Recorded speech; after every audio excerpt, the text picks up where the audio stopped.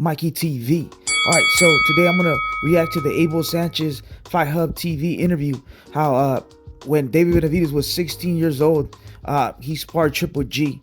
I'm gonna break it down and say how I see it, how I saw Abel Sanchez explain it, how David Benavidez, Jose Benavidez, break the code, the unwritten rule of what happens in sparring stays in sparring. You know what I'm saying? So check it out. As far as David is concerned, David, when he was about 16 years old, he was in my gym and he sparred. I think I've said this to you before. He sparred with Gennady, and out of the 20, 25 guys that I had up there in Big Bear sparring with Gennady, he was probably the best sparring partner we ever had up there. So He's we at knew 16? back then, at 16 years old. Oh my God. Obviously, Gennady, with all the other sparring partners, never really was abusive. You know, he took care of his sparring partners. He let them work. He worked himself, but. So Abel Sanchez explained himself that, David Benavidez at 16 years old, he went to Big Bear and spar Triple G, but he keeps saying it during this interview, and I have three pieces that I'm going to play, but he keeps saying that, yeah, he did spar Triple G, but it was sparring. Triple G went easy on David Benavidez and his sparring partners. There's a difference between sparring and fighting. But the Benavidezes don't know the difference. They think sparring is fighting.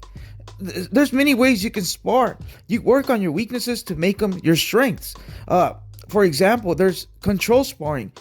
Let's just say a guy that doesn't know how to keep his right hand up when he throws a jab or throws a hook, whatever.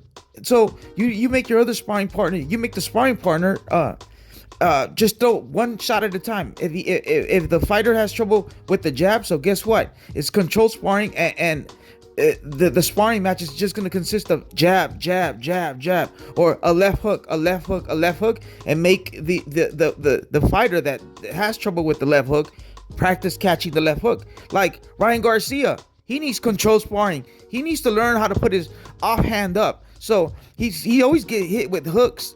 If you can see when Tank hit him, when he gets dropped, and even this last fight, he needs controlled sparring. So sparring, like I said, there's a difference between sparring and fighting, and sparring, you work on your weaknesses to make them your strengths. So it's sparring, man. The Benavidezes need to understand sparring is just sparring. You know, just a fan of me, I got to know. Tell me about those sparring matches with David and Gennady at the gym. Oh, they sparred probably 3 or 4 times. It was maybe 5 or 6 rounds, but it wasn't something where they were going out at each other. Gennady recognized that this was a young man, 100. I think at the time he was like 190 pounds. A baby, you can see. So once again, Abel Sanchez explains that yes, David Benavidez was 16 years old, and this is David Benavidez's biggest claim to fame, that when he was 16, he sparred Triple G. He only sparred Triple G three times. It's not like he sparred Triple G for years. And Abel Sanchez continues to say that, yes, he sparred Triple G, but Triple G went easy because he was just a kid. Yes, the kid was good. Yes, he was 16 years old, and the kid was hitting hard. But Triple G knew that he couldn't go all out. It's a kid.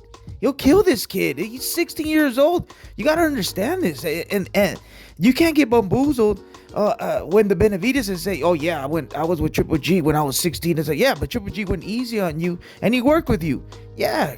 I like that. But still, man, it's sparring. Benavidez wants to fight Bivol. He claims he could knock out Bivol because he sparred Bivol and he said, hey, I hurt Bivol and I put in work on Bivol. So I'm gonna knock out Abel. It's sparring, David. It's sparring. It's just like his brother, Jose, talking about that he knocked out Earl Spence Jr. During a sparring match, and this is, hey, it's sparring. It's sparring. These guys are ridiculous, man. But yeah, man. He didn't have that many amateur fights, but his learning came in the gym. So Abel Sanchez, and we all know that David Benavidez didn't have an amateur career. His learning came in the gym, but this is the reason we see these fundamental mistakes, how he crosses his feet, his footwork's not elite, his defense is not elite, his hand positioning, how he leads with his right is not elite. He makes a lot of mistakes, but in order to compete with an elite fighter like Canelo, he's going to get exposed, man. Why? Now we understand, because he didn't have an amateur career. if you break it down, the amateurs are there to learn on your fundamentals and get experience. But Dave Benavidez was in the gym with Triple G, but he was only there for 4 times, and his claim to fame, and then he had a sparring session with Bivol, and he claims that he destroyed people in sparring, which doesn't really count. You're working on your skills, and now he says he's gonna knock out Bivol.